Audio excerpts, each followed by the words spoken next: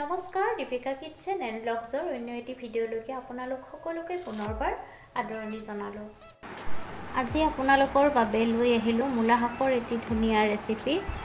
আশা কৰোঁ আপোনালোকে ৰেচিপিটো চাই ভাল পাব আৰু যদিহে ভাল পায় তেন্তে ভিডিঅ'টোত লাইক, কমেণ্ট, শ্বেয়াৰ আৰু চেনেলটো ছাবস্ক্ৰাইব কৰি কাষত থকা বেল আইকনটো অন কৰি ৰাখিব। তেতিয়াহে মোৰ আহিবলগীয়া ভিডিঅ'ৰ ন'টিফিকেশ্যনবোৰ আপোনালোকে সৰ্বপ্ৰথমে পাব। তেন্তে আহকচোন ৰেচিপিটোৰ মাজলৈ আগবাঢ়ো।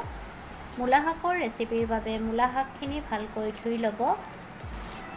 তাৰপিছত শাকখিনি মিহি মিহিকৈ কাটি ল'ব লাগিব আৰু ল'ব লাগিব পাঁচফোৰণ আধা চামুচ আৰু কেঁচা জলকীয়া এটা আৰু পিঠাগুড়ি 2 চামুচ ল'ব। ডাঙৰ চামুচেৰে পিঠাগুড়িখিনি পানীৰে গুলি ল'ব।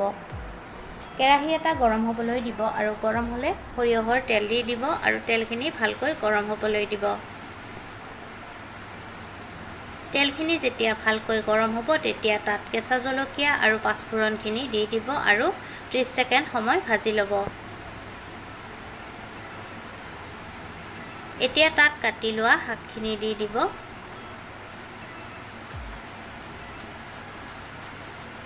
তাৰপিছত শাকখিনি ভালকৈ মিহলাই ল'ব।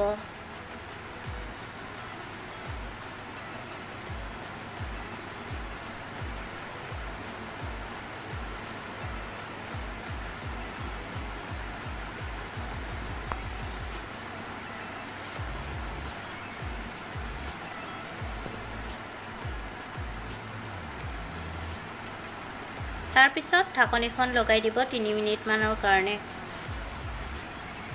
গেছৰ জুই কমত ৰাখিব। 3 মিনিট পিছত ঢাকনিখন গুচাই ল'ব আৰু শাকখিনি ভালকৈ মিহলাই ল'ব।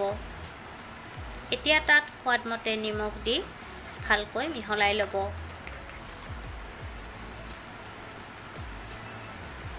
পিঠাগুড়িখিনি অলপ পানীৰ সৈতে গুলি ল'ব।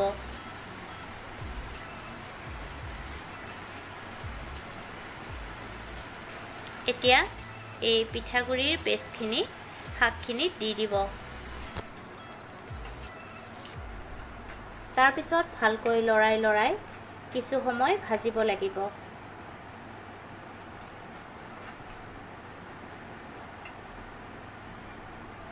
আৰু অলপ পানী দি দিব আৰু পানীখিনি দি ভালকৈ মিহলাই ল'ব। আপোনালোকে যদি এই পদ্ধতিত মূলা শাকৰ ৰেচিপি বনোৱা নাই, এবাৰ বনাই খাই চাব পাৰে। ভালকৈ লৰাই 2 পৰা 3 মিনিটমান সময় ভাজিব লাগিব। এয়া দেখিছেনে, শাকখিনি দেখিবলৈ খুব ধুনীয়া হৈছে।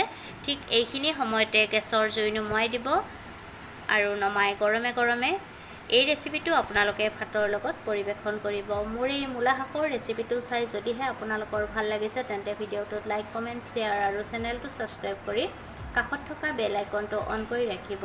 তেতিয়াহে মোৰ আহিবলগীয়া ভিডিঅ'ৰ ন'টিফিকেশ্যনবোৰ সৰ্বপ্ৰথমে পাব। পুনৰ উপস্থিত হ'ম আন এটি নতুন ৰেচিপি ভিডিঅ'ৰ সৈতে। আজিলৈকে আহিলোঁ, ধন্যবাদ।